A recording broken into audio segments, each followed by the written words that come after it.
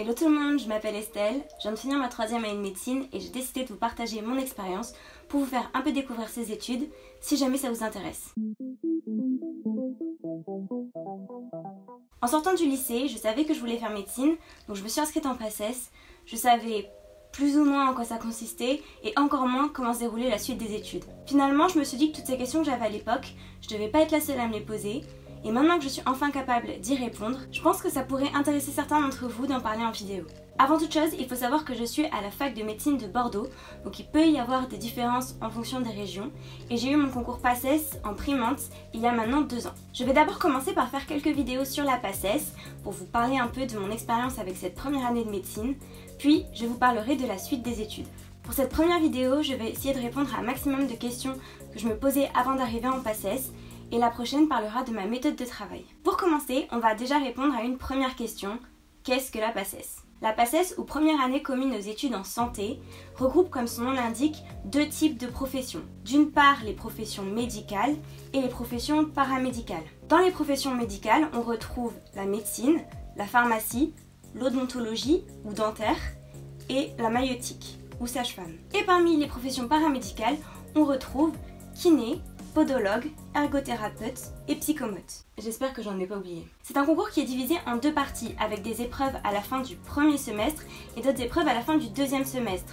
Le classement obtenu à la fin du 2e semestre viendra de se superposer à celui du premier semestre pour vous donner un classement moyen final. Les épreuves du premier semestre ont généralement lieu au mois de décembre, mais dans quelques facs ça peut être au mois de janvier aussi, et celles du 2e semestre plutôt au mois d'avril, voire le mois de mai. Quelles sont les matières que l'on retrouve en PACES ? Concernant les différentes matières, ça peut varier aussi en fonction des facs, mais globalement vous retrouverez toujours une base de biochimie, de biologie, biophysique et surtout d'anatomie. Après évidemment ce qui va varier, c'est le coefficient de chaque matière en fonction de quelle filière vous choisissez. Si vous choisissez médecine, l'anatomie comptera forcément plus que si vous choisissez pharmacie. Si vous voulez avoir plus de détails sur la composition de chaque matière, je vous invite à aller regarder le livret d'enseignement qui est normalement disponible sur le site de votre fac. On regroupe les différentes matières sous le terme d'unité d'enseignement, ou UE, et donc on va parler d'UE1, UE2, UE3, etc. Comment se déroule une semaine typique en PACES ? À Bordeaux, comme il y a environ entre 3000 et 4000 inscrits chaque année, un système de rotation pour les cours est mis en place. C'est-à-dire que les étudiants sont répartis en 2 grands groupes, avec un groupe qui ira en cours le matin et l'autre groupe qui ira en cours l'après-midi. En plein milieu du semestre, ces 2 groupes vont échanger. Au sein de ces 2 grands groupes, il y a des sous-groupes pour pouvoir répartir tout le monde dans les amphis. En gros, ça veut dire que si de septembre à mi-octobre, tu vas en cours le matin, de mi-octobre jusqu'aux périodes de révision, tu iras en cours l'après-midi. Et au sein du demi-semestre, tu vas tourner entre les différents amphis disponibles dans ta fac. Et rebelote pour le semestre 2. Pour que ce soit équitable et que tout le monde ait les mêmes cours, un prof est filmé dans un amphi le matin, ce qui est retransmis en direct à tous les autres amphis du matin, puis cette séquence est enregistrée pour être rediffusée ensuite l'après-midi dans tous les amphis. Les cours fonctionnent par créneau de 2 heures. Donc, par exemple, tu peux avoir 2 heures du E1 de 8 à 10, puis 2 heures du E3 de 10 à 12. Alors c'est très important selon moi d'aller en cours en PACES, même si vous avez déjà récupéré les cours de l'année dernière ou que vous avez une prépa qui vous fournit des cours, pour la simple et bonne raison que les cours changent d'une année sur l'autre. Mais aussi parce qu'en allant en cours, vous allez faire fonctionner différents types de mémoire. La mémoire visuelle, en voyant le diaporama, auditive, en écoutant ce que le prof va dire à l'oral, et vous retiendrez d'autant plus d'informations que vous tapez sur l'ordinateur le cours ou que vous l'écriviez de façon manuscrite. Alors oui, vous n'aurez pas forcément l'impression de tout capter sur le coup et c'est normal, mais croyez-moi, ça sera un gain de temps énorme pour la suite. Je sais que moi par exemple, j'ai une mémoire plutôt visuelle. Plein de fois quand j'allais en cours, je me demandais un peu ce que je faisais là, mais au final, après, quand j'étais devant ma feuille et que je retravaillais un cours, je réentendais ou je revoyais le moment où le prof en avait parlé pendant son cours. Bon, et après, il y a beaucoup de gens aussi en dehors de médecine qui vont vous dire « Quoi ? Mais t'as que 4 heures de cours ? Moi je fais du 8h-18h tous les jours, je comprends pas pourquoi tu te plains. » Sauf que ce qu'ils ne prennent pas en compte, c'est qu'en PACES, le travail, il n'est pas juste d'aller en cours. Un cours de 2 heures après, vous pouvez remettre jusqu'à 3-4 heures pour le retravailler. Parce qu'à la fac, les profs ont la capacité de te boucler un diapo de 250 diapositives en 2 heures, sans pression. C'est pour ça qu'en arrivant en PACES, j'ai directement investi dans un dictaphone mais attention à ne pas tomber dans le piège de taper mot pour mot tout ce que dit le prof. Pendant le cours, je prenais des notes avec mon ordi et dès que je sentais que je décrochais et que j'arrivais plus à suivre ce que disait le prof, je notais l'horaire que je voyais sur le dictaphone et après je revenais seulement sur ces petits passages-là ou quand le prof avait beaucoup insisté sur une notion et que j'avais pas tout compris. Il est évidemment impossible de poser des questions au prof pendant son cours, pour la simple et bonne raison que oui, tu auras peut-être la chance d'être dans l'amphi du prof ce matin-là, mais quelqu'un qui ira en cours l'après-midi n'aura pas cette chance et ne pourra donc pas poser de questions. Cela dit, il existe quand même un moyen de poser des questions au prof et pour ça, on a le forum. Le forum est généralement relié au site de la fac et c'est un espace spécialement dédié aux questions auxquelles les profs sont obligés de répondre. Donc c'est un excellent moyen d'avoir toutes les réponses à vos questions.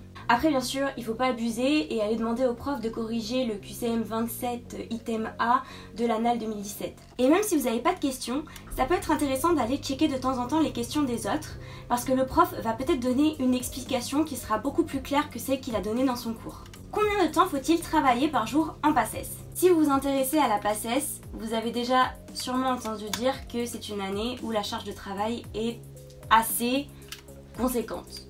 Donc après c'est très propre à chacun, certains bosseront que 4 heures après les cours alors que d'autres vont essayer de travailler jusqu'à minuit pour finir tout ce qu'ils ont prévu de faire. Au final, tout dépend de l'efficacité que vous allez mettre dans votre travail. Personnellement, je faisais plutôt partie de la deuxième team qui se couchait jusqu'à très tard pour essayer de finir tout ce qu'elle avait prévu de faire. Mais c'est clairement pas un conseil que je pourrais vous donner parce que vous allez enchaîner sur une journée, vous allez être crevé, donc vous allez devoir vous dire que vous devez travailler encore plus pour compenser le manque d'efficacité et ça va être un vrai cercle vicieux.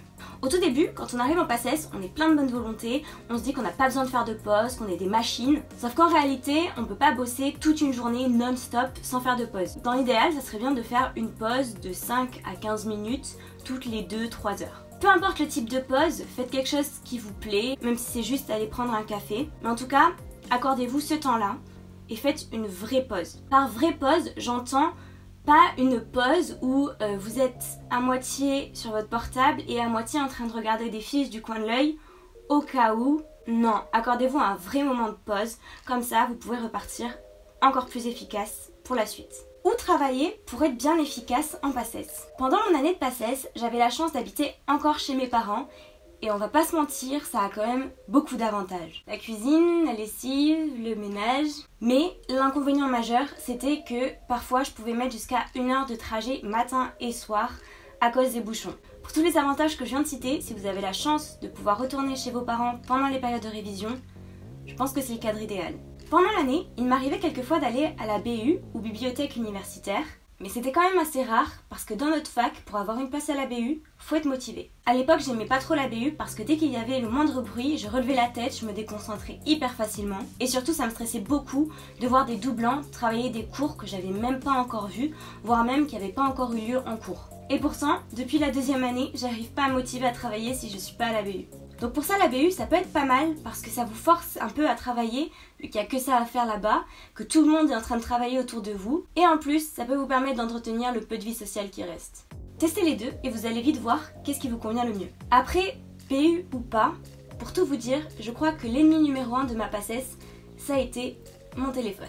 Parce que ça va tellement vite quand tu reçois juste un petit message ou que tu voulais tout simplement vérifier la signification du mot syncytiotrophoblaste. Puis, tu sais pas trop comment, tu te retrouves sur Instagram à scroller les photos de quelqu'un qui a une vie beaucoup plus passionnante que la tienne à ce moment-là.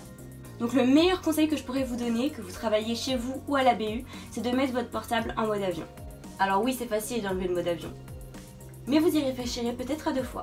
Il existe plein de petites méthodes comme ça qui pourraient vous aider à rester plus attentif et concentré quand vous travaillez, mais je vous propose qu'on voit ça dans de prochaines vidéos. Voilà, on arrive à la fin de cette vidéo, j'espère qu'elle vous aura plu et surtout qu'elle vous aura apporté un complément d'information sur la PACES. N'hésitez pas à me poser des questions si je n'ai pas répondu à toutes les questions que vous avez. Et en attendant une prochaine vidéo, je vous dis à bientôt. Bye!